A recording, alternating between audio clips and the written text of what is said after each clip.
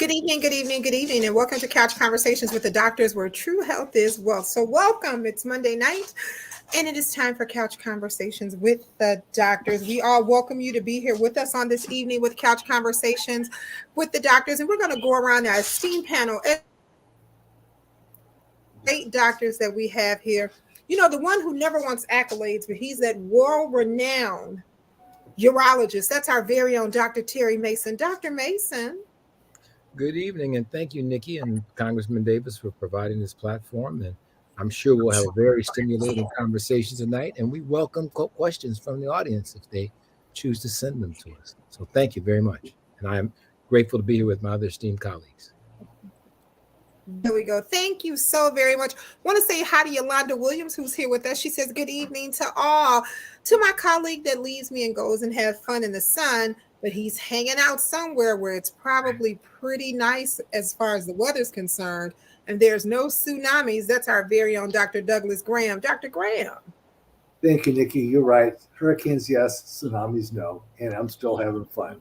I'm a retired physician. I worked in the Western suburbs for 30 years and spent 2 years in the congressman's office. It was an eye-opening experience. It's really an honor and pleasure to be here, and I'm going to try and answer your questions if I can.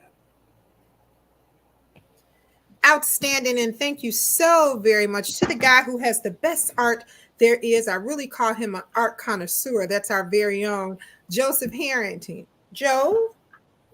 Thank you, Nikki, and thank you, Congressman Davis, for providing this platform. It's an honor to be here with my esteemed colleagues, and we do this every week, so it's good to see everybody.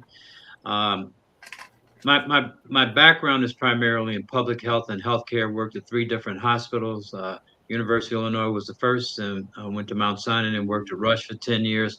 Went back to the city health department where I worked for 3 years as an assistant commissioner under Dr. Mason. Then went to the state health department where I served as the regional health officer for Cook County and an administrative law judge. Outstanding, outstanding. I want to say hey to Sister Bonnie, who's here with us. She says hello to everyone. To Elise Johnson, who is here, she says good evening to all. To Nellie Purnell King, who is here with us, she says good evening to all. To Johnier Miller, who is here, and she says good evening to all just as well. To the man who says that I threaten him to be here every Monday, but he's always on time, that's our very own Dr. James Miller. Dr. Miller. Yeah, well, just want to wish everybody a good evening. We've sort of had some fun in the sun the past few weeks, and I was happy to see the rainfall this past weekend because I've been doing a lot of watering the gardening, so it gave me a break. But happy to be here tonight and to participate in this conversation. Hopefully, we can provide some helpful information to make somebody healthier and more prosperous with their life responsibilities. So we're here and we're thankful to be here. And thank you and thank the Congressman for providing this platform for us. Thank you so very, very much. To the guru of weight loss, the real Wolfgang Puck of food and medicine, our very own Dr. Tony Hampton. Dr. Hampton?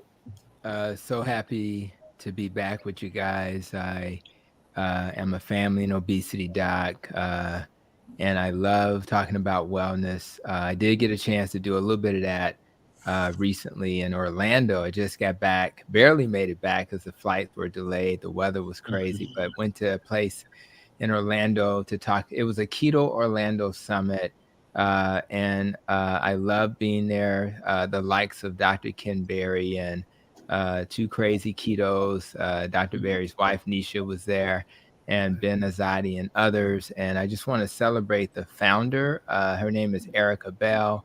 She's been successful, losing over 100 pounds. And I celebrate her for 2 reasons. One is because she's done such a great job, but also because very few of the low carbon keto conferences are founded by a person of color. So Erica Bell is an African-American female. And also there was Autumn, and Autumn has a conference in Kentucky, and it's called Keto Palooza. So I'll be going there in October. So I just wanted to celebrate that event. It was a lot of fun. I kind of talked about my transition from plant-based to animal-based. It was very interesting. And ultimately, I was just trying to enlighten people about that just being comfortable with your choices and your decisions. So happy to chat with you guys tonight, and I hope we have a good conversation. As always, I know we definitely will. To the one that people's been writing about and been missing, who's had some fun in the sun, our very own Dr. Pete. Dr. Pete, how are you? Hey team, I miss everyone. So I am an internal medicine physician, medical director at Howard Brown Health Center, and I'm an advocate for the community. My specialty is men's health, HIV medicine, as well as addiction medicine with MAT. So I'm excited to share with the community and also learn from my esteemed colleagues. I see you redid your living Outstanding, room. outstanding. Well, to the man who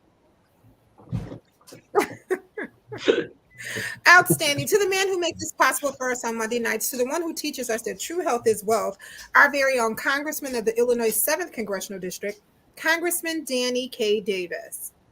Well, let me thank you all for once again being with us on a Monday night. Last Monday, of course, I was not here. We were not here because I was hanging out in New Orleans at the National Medical Association's convention and participating in a session on sickle cell anemia. And we had a wonderful time. I ran into Dr. Green. Um, I didn't have much time to chat with her, but I did see her a little bit. I was told that Dr. Mason was there. I didn't get an opportunity to see him.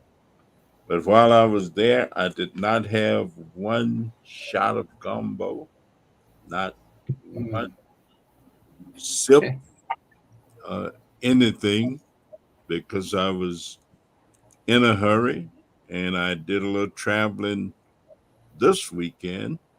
I was out west in Las Vegas, Nevada, and had an opportunity to make a couple of speeches, three speeches actually, there, and then hustled on back to Chicago. Got in 5 o'clock yesterday. My wife had been out of town. She went to Myrtle Beach, hang out with her sorority sisters. So everybody's been moving around a little bit. But it's a lot of good information. I did take time to have dinner with the Dr. Isaac Pittman last Friday night before leaving, and he actually has some centers for diabetes in Terre Haute, Indiana, Bloomington, Indiana, Indianapolis, Indiana, Chicago, Illinois, and in Dayton, Ohio. So I told him we'd have to invite him one night to come and spend some time and tell us what he's doing. He's also a specialist in obesity and all kind of things. So I think he'll fit right in. But things are moving rapidly, and so I don't want to take up much time other than to say, let's get it on. At this thing, one of them that I went to, there were a lot of blues singers in, in Las Vegas. I stopped by a little party, and the guy who made the song "Have You Seen Her" was there. One of the guys from the Drifters was there. They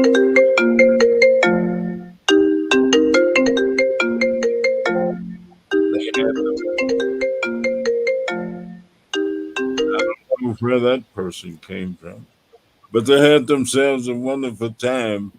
And so when I made my little speech, they wouldn't let the guy who made "Have You Seen Her" because he wasn't booked to sing, and so he told him he couldn't do it because he would be violated. So when I made my little speech, the first thing I said, I know Marshall can't say nothing, but I'll ask you, have you seen her? And so we had a good time. Good time, so we can get moving. Take it away, Nikki. Outstanding, outstanding. Want to say hey to the president of the Cook County Physicians Association, who is here with us just as well, Dr. Audrey Tanksley. She says, good evening Oh, I to saw her. everyone. Oh, yeah, I did. I saw Dr. Tanksley out there hanging out in New Orleans. Outstanding, outstanding. Well, Joe, tonight's your night. Take it away. You're muted, Joe. See that I'm muted. There you go. Taking myself off mute. Thank you for the opportunity to lead tonight's conversation. This is a conversation that's important, but something that we probably are aware of, know about, and are all too familiar with is the issue of violence and what seems like the ever spiraling violence in our communities, and particularly communities of color, Black and brown, most specifically. Uh, what's interesting is every Monday after the weekend, we get either the body count or the shooting count. And it's always disturbing to hear about the number of people that were not only shot, but those people that were killed, particularly young children being killed. It's very disturbing to hear that. It amazes me that after 400,000 years of evolution, we even find ourselves at this point. And there's got to be an answer to and some solutions to what we face. But I don't think that it's as easy as people think, and it's a very complicated problem, one that has some historic implications that we'll probably go into as we discuss this issue uh, this evening. But some of the things that I've really been struck by, one is the change in the age of people that are committing violence, actually violence with guns. When I was at the health department with Dr. Mason, and it's still the same today, the leading causes of death between young African American and young Hispanic or Latinx men was violence. This is between the ages maybe about 14 to about 34. Um, but now we're seeing young people with guns and actually being murdered that are 8 years old. That's accidentally. A lot of young people carrying guns at the age of 12. And I'm trying to figure out what's happened and what has changed. I've compared this situation personally and told people publicly that for me, it seems to be a mashup of two books. One is The Lord of the Flies, and the other is A Tale of Two Cities, because we constantly talk about Chicago being a tale of two cities. But if you know, The Lord of the Flies is about these young people that were put on the island and develop their own systems of justice and how things should operate. And so we have a lot of young people now that have never actually been parented the way many of us were. We lived at a time where there were whole communities, even though many of us lived in underserved communities. I know Dr. Mason lived in Inglewood. I grew up in Woodlawn, not that far away. We had problems. I didn't even know I lived in the inner city until somebody pointed out that I lived in the inner city. But several years ago, maybe this was about 8 years ago, I was doing a program at the Logan Center, and Johnny D was one of my guests. He's a program manager for V103, and he's much younger than me. And when he said that I grew up in the inner city in Roseland, I thought to myself, when did Roseland become the inner city? Because I knew Woodlawn would. But what's happened is what we know as the inner city has expanded exponentially, and so there are really some historic problems in terms of what we see as gun violence. And we have a lot of children that are actually raising themselves, and people ask the question, well, where are the parents? I mean, the parents were doing the same things when they were young that some of these young children are. And so they're the ones that are raising the children that we see. The other thing, and I'm going to wrap up in just a moment, that I've been giving a lot of thought to is the development of the prefrontal cortex. And I'm not a psychologist, but I started reading about the development of the prefrontal cortex, which is the part of the brain that's responsible for reasoning. And I found out that the prefrontal cortex is not fully developed until our late 20s. And my colleagues can attest to this because I believe, without fear of contradiction, that all of them were teenagers at some time. And they could probably tell you of very bad decisions they made while they were teenagers. They overcame that. They've made more good decisions than bad decisions. But teenagers in general make bad decisions because they don't have the ability to make sound judgment because they haven't had some of the same experiences. But over time, you get to the point where you know what's stupid and what's not. But when you're a teenager, you really don't understand that. And you're more likely to commit some acts that people would think, why would they do that? So the two questions that I'm going to throw back to my colleagues now, one is, why do we expect teenagers to act better than they do? So that's one. Then the other one is the environment that they're living in. If you could say something about the environment and how that may impact them and impact the decisions that they make moving forward. So I'll stop there and wait to hear what my colleagues say.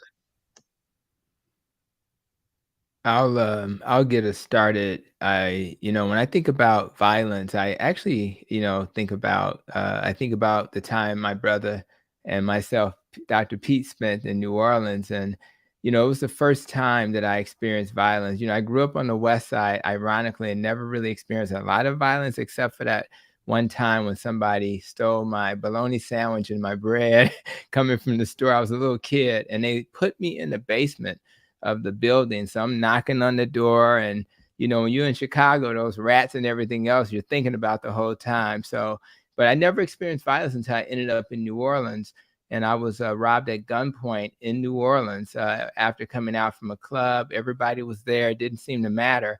And it was very scary because at the time, the laws suggested that you would do less time if you didn't have a witness. So they actually were killing people because they would do less time, which was crazy. They changed the laws. But we also went to Xavier, and that school was right adjacent to a community called Gerttown, right? And I'm sure Brother Pete remembers that town. We used to volunteer and do stuff for the kids there. And a lot of jazz musicians came out of that community. But when you think about the kids in that community, they were so poor. And the traumas of violence in a city like New Orleans, a poor city, was so pervasive. And so when I think about this question and your thoughts around it is, I think about trauma. And a lot of times people don't understand the ramifications of trauma. Trauma doesn't just go away. And I would argue it's a lifetime of trauma. And so how do we expect kids who grow up around violence not to be easily agitated, not to be hostile, not to only know how to solve problems with additional violence? Imagine, I still think about when I got robbed. I think about even when I got, when they stole my bologna sandwich and bread, because I was locked in that basement, and that trauma literally, it sticks with you for life. So when you think about kids in communities like that, where it's normal to hear gunshots at night, particularly, I sent my kids to Providence St. Mel's in Garfield Park on the west side of Chicago, but I also knew that community was one of the top crime written parts of the world. But the reason why I sent them there is because I didn't want to have insensitive kids who think that other people are not successful because they didn't work hard enough. And I think what we have to teach the world is that we have to be compassionate, empathetic, and at least try to see the world through the lens of a child who's surrounded by that negative energy, that violence. And then we have to make sure they get the help. That's why I was so appalled by the affirmative action move, because I know a lot of those kids in Gerttown or on the west side of Chicago where I grew up and where my kids went to school, they need some additional support that something like affirmative action would have given them. Just give them a second look. Give them why is it that you struggle, or why do you still struggle? And it may be because I've been traumatized because I'm surrounded by violence. So those, as a physician, I'm always trying to help people, get rid of trauma. I'm fortunate to be in a health system that has a trauma recovery center.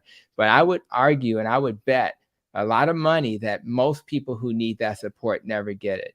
Most people will look at a child that's not successful and say that's because he didn't work hard enough, or that he didn't want it enough. But that's just not true. And when you've been cursed with trauma and you have to live with that for your entire life. We have to be more empathetic and understand that those people need help. They don't need our judgment, they need our help. Yeah, I'll just and that is Dr. McGee I missed, because he actually moderated the discussion on violence in New Orleans. So Chicago, and I sat through that one. Chicago is all over that convention. Everywhere you look, the Chicagoans were there. So I just wanted to make mention of that.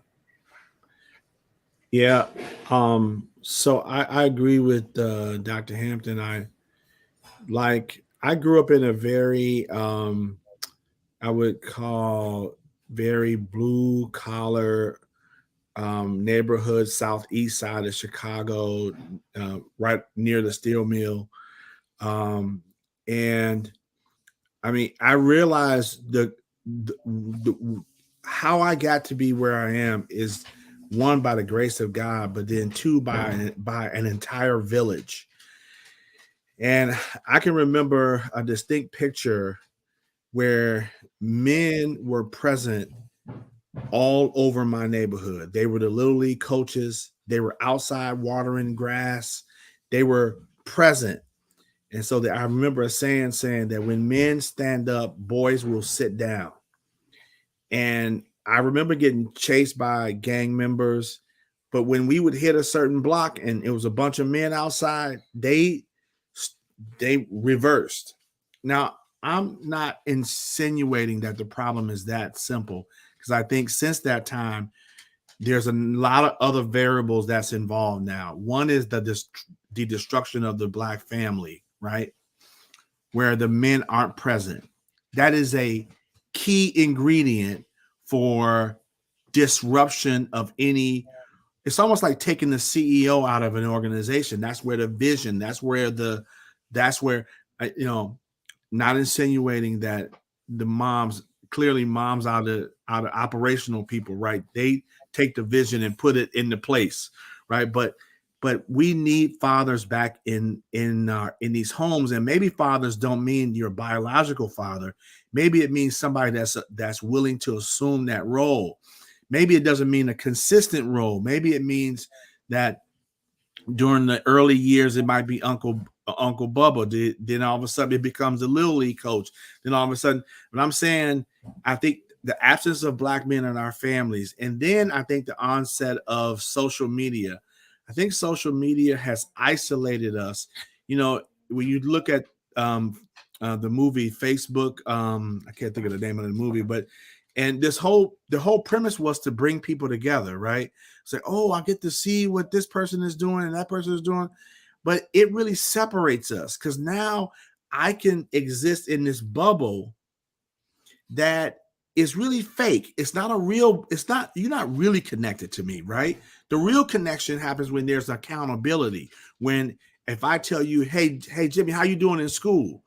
And it's not you liking my photo or me liking this, or it's a real accountability relationship. And I think those two factors, the lack of positive male presence with these children, and Joe, to your point, this idea that the prefrontal cortex is not completely developed until you're 25, 26 years old. So they're making decisions that maybe some of us made, but there was accountability, right? Two, there was a connection. We didn't have the phones to disconnect and to pretend like we're connected. We had to connect. So the Alphas was that for me. The Southeast Little League was that for me. Chatham Biddy basketball was that for me. I had positive men around me that could check me, okay, at any point. And so I think these are things that we need to implement, and even look at this. And I mean, honestly, social media and technology isn't going anywhere. I think we have to use it now. It's here now. Let's use it to help give our kids some guidance. How do we get Black men back in the family, since we know that's a problem? You mentioned Southeast Little League. It just happened that the gentleman who drove me around all weekend mentioned that he had been a part. He's a retired Chicago policeman who moved out to Vegas, and he drove me around the whole weekend. But he mentioned the Southeast Little League because he mentioned also a fella, Lorenzo Chu, who was one of the people that he worked with. And so that's the senator's son. But how do we get Black men back into the families? Well, you Yeah, know, I'm just gonna take a moment, Terry, and I don't disagree with you, Pete. But once the genie's out of the bottle, the genie's out of the bottle. It's hard to get the genie back in. So I think what we're talking about is something that's going to take time, and it might not be an immediate solution. I also want to point out we have a proliferation of programs and activities for young people, but it only attracts the young people that are not involved in the behavior that we're talking about. you know, this is a great conversation. I think we touched on a few of these things last week. And one of them is we have to remember what we went through and what it did to our self-esteem and our identity. And so much so that we were straightening our hair, our women were straightening their hair. And we then went through a phase where we didn't do that anymore. But what also happened is that we can't neglect or can't forget policy that helped feed this, and policy in terms of things like, and I know this, and I mentioned it before, about the welfare system. The welfare system did more to destroy Black families than it ever did to put them to keep them together. And the welfare system, as I recall, as a young person growing up with uncles, aunts, and cousins that were in some of the public housing places, and having to remember that when the caseworker was getting ready, or they thought the caseworker was going to go by, we had to go and get all my uncle's clothes and everything out of the house, move them to someplace else, because it was not legal for this man to be in this household. There are a number of things that created some of these conditions. In addition, our federal government allowed the exportation of a lot of our steel making and other things to other countries, particularly like Japan and other places. And we had made, and I mentioned this the other time, we had major steel plants like Youngstown Sheet and Tube and many other places in Indiana that provided reasonable employment with even some benefits, not a lot, but some for these families. And so, Judge Pincham always says you can't be what you can't see. And if you don't ever see strong Black men in leadership positions or in positions where they could exercise it, it's difficult. The other thing that we saw was a lot of domestic violence. I had a lot of it in my house, and it was not just in the house where I stayed, but it was common among other people that lived on the block. Not everybody, but we saw it. And these things create lifelong kinds of scars, if you will, with people, and also perhaps teach the wrong way of conflict resolution. And we need more conflict resolution that doesn't evolve into violence. And a lot of that came because in many ways, our parents, my parents, they didn't get a chance to grow up with positive Black role models because of what segregation had done and the way they grew up and the things they had to deal with in the South, whether it was Arkansas, Mississippi, North Carolina, wherever it was. And so I've had the psychologist on my radio show who talked about, our children, some parents were beating their children like slave masters used to beat us, and would say nasty things to us while we were getting stroked by a strap or a belt or whatever it was that was the instrument that was being used to create that, and then had nasty things said to us while we were getting this discipline. And so I'll finish it by saying that, the hatred, the self-hatred, we cannot underestimate. And even in county, I was there one Friday evening, and between like 7 and 9 o'clock, we had 13 shootings that rolled through the trauma unit at the county.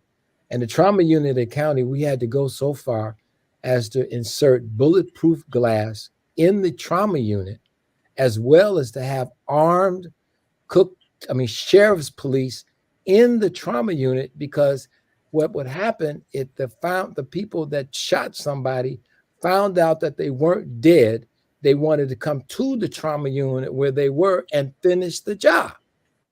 Now it takes a kind of real twisted way of thinking about things, because this was 20 years after the Say It Loud, I'm Black and I'm Proud movement. This was many years after we were calling ourselves brother, and we were singing songs like Marvin Gaye, like what's going on. And the songs turned from what's going on to some of the stuff that we see that is out of that genre of people. And we can't leave, lastly, we cannot leave major business out of this, because they profited on our pain. They allowed and gave contracts, lucrative contracts, to some of the artists that were spewing out this poison, and made it such that other children saw that and began to help also spew out this kind of poison, because what they could get paid from a record deal spewing out this stuff. So I'll stop right there. Yeah. So one of the things that I'm listening, one of the things I hear is relationships between men in the community, with men in their family in the community, has been degraded. Degraded in the sense that, we don't see ourselves as part of the solution, as part of working together to find solution, but it's more of an isolation of people. And I think that when that relationship breaks, it becomes more difficult to bring. Somebody said the genie is out of the bottle. There are a lot of things that have happened, and it's going to be very difficult to put it back together again. However, without putting some of this stuff back together again, we're not going to be able to solve the issues of violence that we need to solve. And so some of this is that we're going to have to figure out how we as men can come together in a way that demonstrate to men that are younger than us how we can get along better, that we can work together better, that we can accomplish more together than we can working against and fighting with each other. And so I think that Congressman says, how do we get men back in the house? I think we have to begin to work at improving relationships, having men to communicate more with each other, support each other in whatever it is that they're doing. And when I was growing up, there were men around, men that would look into and would see and would monitor and would point out when I was doing what I should not have been doing, when I wasn't doing what I should have been doing, making it known that I see you, and I see the errors of what you're doing, and you need to correct that, and not in a way that was threatening, but in a way that was supportive, in a way that if you need to talk about this, let's sit down and talk about it, but let's make things better, as opposed to just continuing to pull away and to destroy the very elements of what we really need to do. And we saw men that had businesses in our community that were a point to the younger men that, hey, there are other ways to do things that is more productive than trying to go out and do things that maybe is more destructive, such as coming together to sell drugs. But so So I think that we have to begin to come together as men in our community and work with one another, have discussions. I mean, the congressman had a meeting was a meeting at his office on the day that he made the announcement that he was running again. And I was sitting in some of the discussion with men that wanted to talk about what we need to do as men, and we'll have to have more of that go on. And not only that, to follow that up with actions. We can talk forever, but we don't have an activity that is a demonstration of what we are saying, then we're not going to achieve that. But we're going to have to talk to each other. We're going to have to work with each other. We're going to have better relationship with each other. And we're going to have to slow down our roll, slow down and work together, as opposed to when everybody's in a hurry, what happens is nothing good get done, because the things that need to be done need all of us pulling in the same direction. But if we're going in 50 directions at a time, it's just hard to pull the things together. So I think we need to have more conversation and have more activities that reflect what we're thinking. Well, this is a hot topic because we have comments coming from everywhere. So Yolanda Williams, just want to let you know, I see that you attempted to make a second comment. However, the comment didn't come through, but I see that you did type something. So if you can resend your comment, I will definitely share it. Sunny Ice says, good evening, doctors. As always, thank you for the great community service. The information shared by each of you is invaluable. The different perspectives on the subject you present are helpful. David Johnson says, simple trade, one activity for another. Mr. Johnson also says that some of these guys seem to be professionals who can only assess from the outside point of view, even though they are kids, they are people, and they will be adults. Linda Johnson says, good evening to everybody. Hey, Robert. Robert Douglas is here with us. Robert M. Douglas Sr. says, polluters always choose the soft target of poverty, said Kennedy, who noted as an example that the highest concentration of toxic waste dumps in America resides on the south side of Chicago.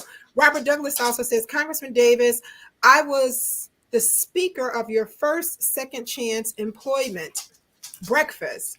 He also says, these streets are environmental injustice and the same. We have an anonymous comment that says, resources is the only way to get an immediate impact in these communities. The lack of resources is the sole reason for the climb in crime and violence. When you take away resources, things like drugs, gangs, blocks, and even murder becomes the resource. It's simple. They are falling in the gaps of what's not available.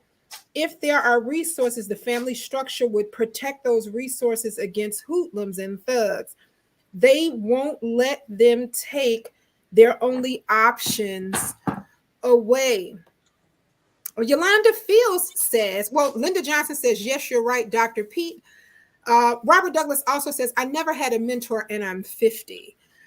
Yolanda Fields says, thank you, Dr. Hampton, for your perspective. As an Austin resident and someone who has worked in the Garfield Park for 20 years, your advocacy and compassion is helpful. Well, come on, chime in, guys, while I collect some more comments. The one other thing I wanted to say, too, is that let's not think about this as something that's totally external. People are seeing violence in their homes. I grew up with domestic violence as a norm that I saw with my own family, with my own mom and stepfather, and with her sisters and my uncles, and it was. It's shameful when I think about it now, but it was true. And there are a lot of women out there to this very day that are still going through domestic violence in the home. And what does that say to a young boy in a home where you're seeing domestic violence, where you're seeing your mother being beaten, where you're seeing, all kinds of harm? And maybe some of you've not had it, but I have. And I understand what it means and how it made me feel. I mean, it made me feel like wanting to hurt people. because it was wrong. It felt wrong to me, and you're young and you only can react with what you know. And so there's a lot, and then a lot of the stuff around, and then I used to talk to Wallace Gator Bradley and a bunch of other folks when we talked about gangs and things of that nature. But there's a whole lot that unless you walk a day of no shoes, you don't really know what you're talking about. You really don't know. And you really do need to get those perspectives if we're going to have an intelligent conversation, not based on some sort of ideal situation, but what really could be done. And some of that domestic violence was related to the frustrations that my uncles and I'm not trying to make it right, but you had to work real hard back in those days. You came home with black suit all over yourself working in some of these places, only not to make enough money to make sure you could even pay the rent in a house that was sold to you because you couldn't live in the area where they had redlining, but you had to live where you could get something. And oftentimes you couldn't buy a house, you had to do it on contract, which was a whole nother sort of thing. So I'll stop right there. Yeah, yeah. I want to pick up, but Shante I want to. Antonio, go ahead, Joe. Yeah, Go ahead. I just want to pick up on some things that Dr. Mason said and add to the conversation. There is such a thing as benign neglect because we talk about communities that have been, you know, have been neglected. I mean, but that's intentional. I mean, their resources. Woodlawn and Inglewood weren't the nicest neighborhoods when I lived in Woodlawn and when Terry lived in Inglewood. And there's been no development, no investment in those communities for years. So why would you expect them to have the same outcomes as another neighborhood? I had the opportunity maybe about 12, 13 years ago to meet a former four corner hustler and become friends with. He's turned his life around. He now works at Center Space. He makes good money. He's a grip. He's doing well. He's raising his children. He's involved in trying to turn people away from gangs because he still lives on the west side. But he starts the story off saying that both his mother and father were crack addicts. Both his mother and father were in the gang. He was born a crack baby. Most of his family was in the gang. By the age of 14, he was doing everything the people in the gangs do, so he joined the gang. That's the environment that we're talking about moving forward. This is not something that you can change overnight. And we have to understand when we talk about we, who are we talking about? Sometimes I get lost because we throw this word around we a lot, but it really goes back to it's us. We are the we. If we don't step up, if we don't say something, if we don't do something, nothing will ever change. I want to toss it back to Dr. Mason because I wanted to talk about the time he invited Dr. Vince Folletti to come to town and had Dr. Satcher and Dr. Carl Bell talk about ACEs because I think that's important for people to understand the adverse child experiences study. And maybe that'll provide a context moving forward. So I'm going to stop and throw it back to Dr. Mason. Yeah, that was a great conference that you referenced, Joe, that we did at the health department where we had actually I asked Carl Bell to bring in who he thought would be the thought leaders in this area, and he brought in Dr. Vince Folletti. And Vince Folletti was someone who had done this study talking about adverse childhood experiences and looked at several different things that happened in communities that were adverse childhood experiences, and then they were given scores. Now, the other thing that happened, there was another gentleman in Philadelphia, I forget his name, that did a similar study, but it was based more on what happened in black families, and there was some significant differences. The reason he did that because Vince Folletti's study started out with looking at overweight women in the Kaiser Permanente health system and the issues that they were dealing with, being overweight, being shamed, and other kinds of things that they were dealing with, both internally and externally. And these adverse childhood experiences, what Vince Folletti did was to, and if I know I was going to talk about it, I'd have given an example of some of the adverse childhood experience worksheets. But it talked about these people and their outcomes as adults based on the kinds of things they were exposed to as children, and there were scores given for these things. And perhaps at a later time, I can bring one and maybe duplicate it so that you could see it. But if you look up Vince Folletti was the one who started this conversation, and correlated adverse childhood experiences to problems that a lot of these children, when they grew up to be adults, had. And so that was why it was really very important. And I thank the late Dr. Carl Bell and Dr. Vincent Folletti for putting on that meeting at the Union League Club, Joe, if I remember correctly. And it was really an eye opener for a number of people. And I would employ all of us to take a look at it if you haven't already.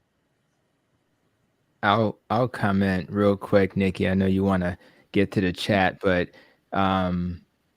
you know, trauma is something that I actually wrote an article about trauma. So if and I'll put it in the chat, but if you search Dr. Tony Hampton trauma, and in that article, I absolutely commented about the ACEs research. And I think I'm so glad you brought that up, Joseph, because I think people need to know about it. But I think going back to Danny Davis's, question, what can we do? The first thing we can do is realize that we're all in a gang.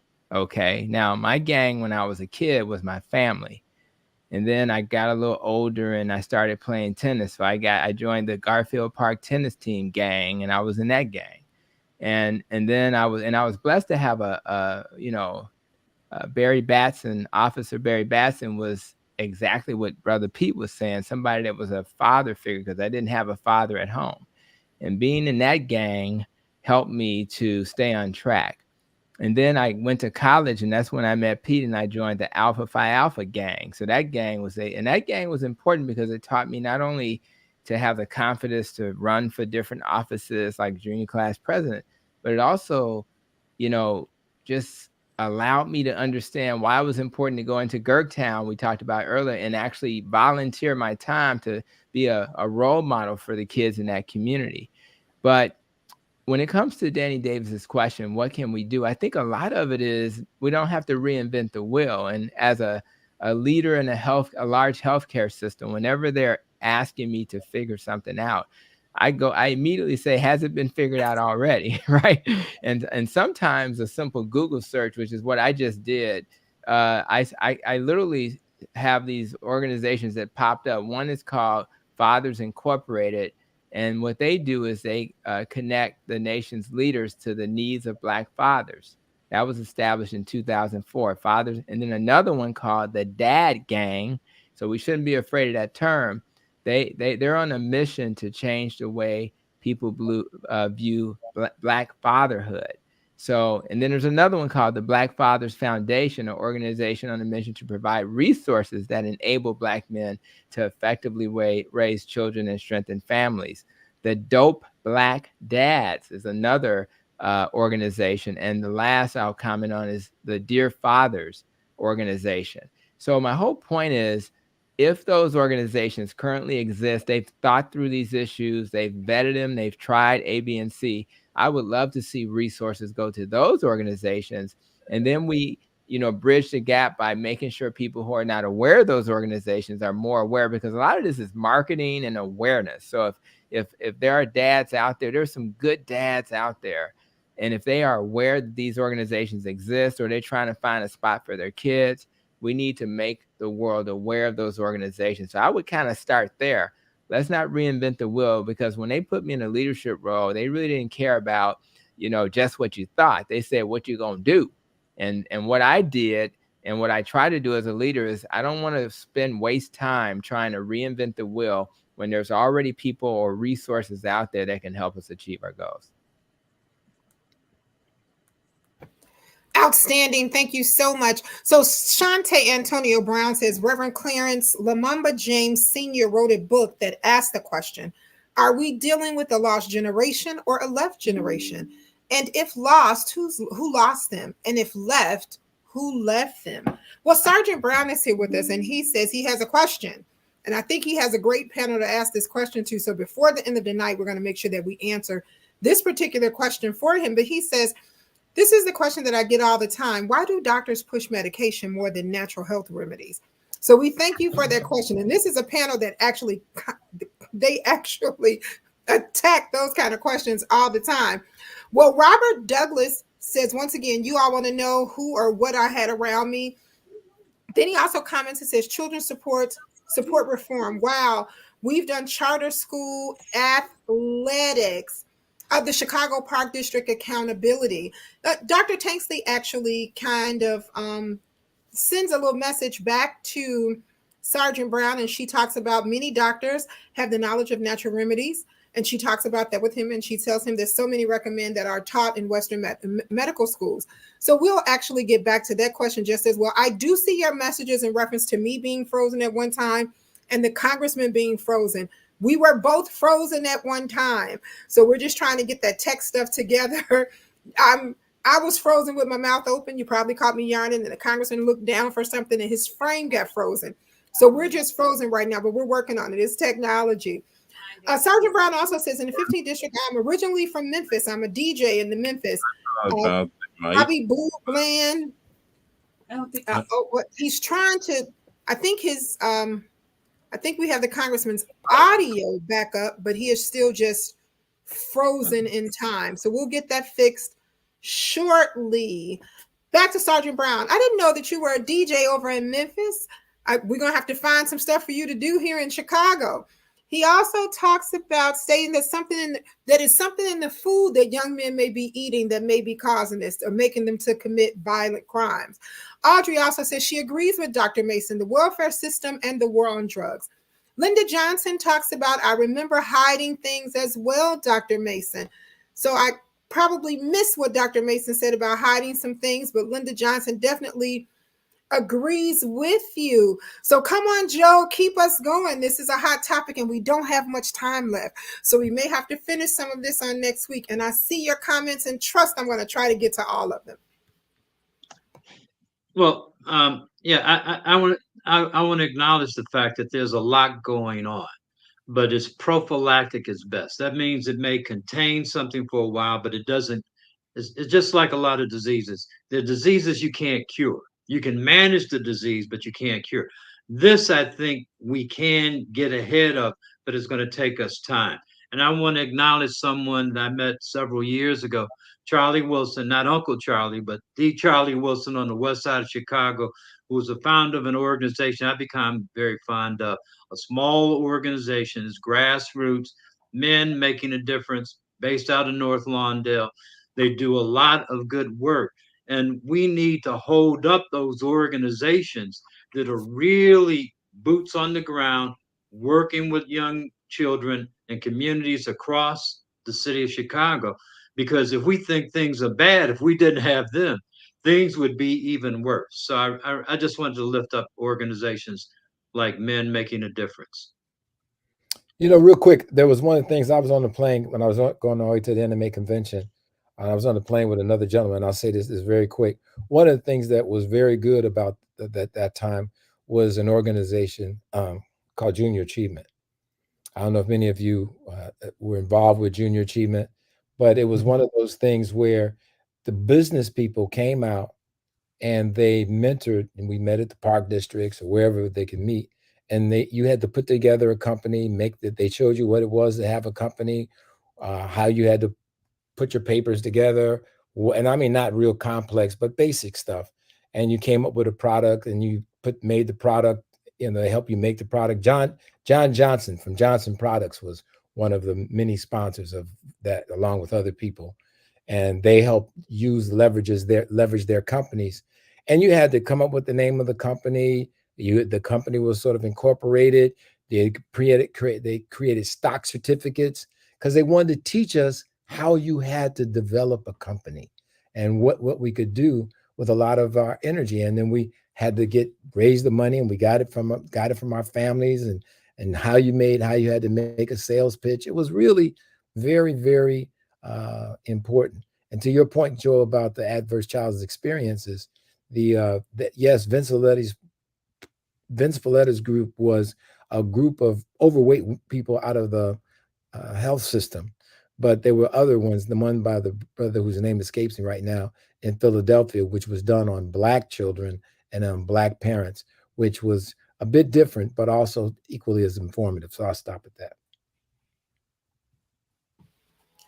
So, what I have to say is it's our time. And I know you guys hate when we say this. And we have, I just counting the emails, probably about 65 other comments, not even counting the ones that's in the comment queue right now, but we only have an hour. But I promise, and I do, that we will continue this conversation. And for those of you who would like to help us continue this conversation on next Monday, we would love for you to join us again. And if you actually want to be a part of our panel, as long as we can have intelligent conversation, we welcome you to do so just as well. So let me know if you want to be a guest. Contact me via the email address that's there and let me know. But we have been having some technical difficulties here. I see Dr. Maya is here, but cannot show her video. But I think we may hear her. But as we always do on Monday nights, we're going to go around and do our until next Monday. So we're going to give our quick thoughts about it until next Monday. I want to say hey to Audrey J. Cox that's here with us just as well. Want to say hey to Carrie Steele, Commissioner Carrie Steele, who is here with us also. We're going to go around our table and we're going to say hellos with Dr. Maya. Can you say your hello, Dr. Maya Green, Dr. 100, or is your... Hey, can you all hear me or no? We can hear you. We just can't see you, but that's okay. I'm finally on. I've been listening, and what a great conversation. I'm so excited about where these conversations are going. Until next Monday, this takes us back to what we talked about at the beginning of COVID, because identifying your tribe, protecting your tribe, supporting your tribe, and growing your tribe. It's a whole, now they say it's a whole mood, no matter what we're talking about. If we're talking about COVID, if we're talking about violence reduction, if we're talking about entrepreneurship and business. And I want to add what I'm putting out there continuously. Remember, when you see elected officials, your teachers, your superintendents, anyone that's supporting your community and leading the efforts to protect our tribe, we have to protect and support them. And so just keep that in mind, and I'll see you next Monday. All right. You'll hear me next Monday. All right, Dr. 100. That's what she's known as, Dr. 100. Well, Dr. Hampton, you're until next Monday. Oh, this is definitely a great topic, and I love these topics because it takes me away from my low carb and keto and carnivore world to dealing with issues that really impact us the most. And what I try to do, even with my YouTube channel, whatever, is to ask the why question. So why is this kid or young adult or person that just cut in front of me behaving the way they are? And I think if we are giving people grace and asking the why question, we may find answers that may surprise us. And so for me, even when I think about my Nest and Rope acronym, my P is for pollutants. You can also call that toxins in that rope. And why is that important? Because when I created that acronym, it's about what's the root cause of why we're sick. What's the root cause of why we behave? There's many, maybe because I was tired, that's the S in the nest, because, it's the sleep. I didn't get enough sleep, so I'm going to be a little irritable and a little short today. Or I'm under a lot of stress. My supervisor is giving me a hard time. So when you ask the why question, you may find that people don't bother and upset you so much because you understand why. One of the questions that came earlier was about, well, is it something in the food, And the answer is yes. I mean, in Chicago, and I'm not sure why lead hasn't been brought up as a problem in Chicago, but guess what? We got a Flint, Michigan problem in Chicago. Our lead levels in Chicago are horrible, and it just seems like it's not being addressed. So if you give lead to our children, then of course they're not going to function properly. If you are constantly exposing them to plastic with those polychlorinated biphenyls in it, of course they're not going to act properly. So I think for anybody watching this, when you have somebody in your life who's struggling, don't assume there's something wrong with them other than something's wrong with them, meaning that they probably were exposed to something or had some traumatic experience that impacted who they are. So instead of, looking at them, pointing the finger, say, let's problem solve. And if you can't figure it out with your clinician, you may want to look at a functional medicine doctor who thinks outside the box. So I'm going to wrap up with that. All right. Thank you so very much, Joe Harrington. You're until next Monday. I've got to. I want to start and provide a context of violence by quoting Dr. King. Returning violence for violence multiplies violence, adding deeper darkness to a night already devoid of stars. Hate cannot drive out hate. Only love can do that. And my colleagues have already talked about this, but I just want to remind us that there's a ripple or a hole in our village. We need to rebuild our village to have the kind of communities that really foster growth and development in children. Outstanding. Thank you so much, Dr. James Miller. You're until next Monday. Yeah, these issues are very complex issues with a lot of different causes, and I think we need to look at it in that way. But also, uh, um, I think we have to point the finger at what it is that causing things, but also we got to understand that there's some things that are happening and as a cause for people to behave a certain way that is purposeful. It's not by accident, but it is designed. And so we have to understand that portion of the problem and make certain that we do whatever we can to prevent the design things from being successful, because ultimately it does destroy our community. Outstanding. Thank you so much, Dr. Douglas Graham. You're until next Monday. Well, Nikki, I was just reflecting that we actually live in a violent culture. Our role models have been soldiers who have fought in wars and won. If we look at our television shows, the cops and robber shows, everyone is being shot and killed. If we look at our blockbusters, same thing. Most of our blockbusters have at least 40 gunfights and killings in our blockbusters. And then we get to the video games, which are all about killing things. I think if we're going to address violence, we really have to look at the messages that we are sending consciously and unconsciously to all of us as we are raised and live in this world. Outstanding. Thank you so much, Dr. Mason. You're until next Monday. Well, if I had to sum it up real quick, I would go back to a song that some of you might remember by Donny Hathaway and Roberta Flack. And that song was "Where is the Love? Where is the love?" And at the end of the day, that's what's really been missing. That's what we haven't talked enough about because we get all these other things in the way. So at some point, we need to talk about where is it, because it's out there. It's out there, and we just need to give it life in one of these discussions at some point in time. Outstanding. Thank you so much. Just want to share a few announcements with you. Want to remind you guys of our town hall meeting that's coming up on Thursday.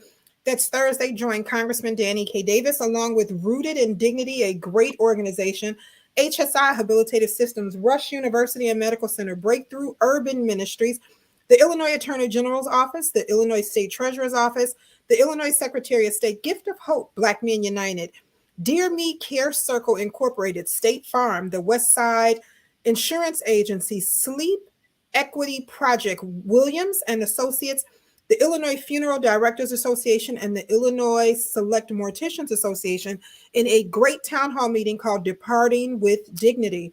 Learn about resources of palliative care, hospice care, tragic departures and violence and death, terminal illnesses, learning readiness preparation, advanced planning, insurance and funding assistance, victims' compensation, legal assistance such as trust, probate, estate awareness and powers of attorney, bereavement therapy, and resources. If nothing else taught us that we weren't prepared, COVID definitely did. So let's get prepared and be aware. Join us Thursday, August 10th at 3 p.m. That's Thursday, August 10th at 3 p.m. from 3 to 5 at 5838 West Division. That's 5838 West Division. I know a lot of you received the email and the text messages, and also it's posted on social media. You can join us in person. For in-person seating, please make your reservation because seating is limited. But join us for in-person seating. There's a link there for you to do that. And also you can join on Zoom. So this is a hybrid meeting, so you can join us on Zoom. Any additional questions, please feel free to give our office a call at 773-533-7520. Once again, that number is 773-533-7520.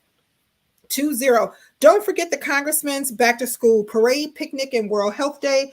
Join us Saturday, August 19th at Columbus Park. Kickoff for the parade is at Bloomingdale and Central. It's a great route down Central to Madison, Madison to Laramie up to Jackson, then Jackson into the park, where you will have great fun in the sun, free food and school supplies. And of course, we have our World Health Day information on the side where you can get physicals, vaccinations, and much more that is needed to start school, go back to school, and actually do a lot of preventive healthcare services for adults and children. This is a family fun event, so join us on August 19th in Columbus Park. Be there or be square, as they always used to say. Well, Congressman, I know you've been having some technical difficulties. I hope your actual sound is back up and you can take us on home. Let me see, is it? Yes, we can hear you. Yep. You're just still not moving, but we can hear you. Well, that's good enough. Let me again thank everybody. But let me also just mention the complexity of these issues and the fact that every thought, every idea, every approach have to be used. I believe a great deal that conflict resolution can be a big help and is a big help, but we're not necessarily employing it nearly enough. And as a person thinketh, so is he, so is she. And philosophically, we're not lacing enough of this into the different curricula that we use in education. So I advocate that we pay much more attention to conflict resolution because people have certain needs in terms of how they feel. And if we make greater use of that concept, that will help us a good deal. Of course, it's getting beyond men. 9 young women were shot the other night over in the Lawndale community. And, I don't know that how much information has been generated in terms of whoever may have been the culprits. But thank you for our effort. Thank you for making it real, keeping it real. And we look forward to seeing you next week. Have a good night, and we'll see you then.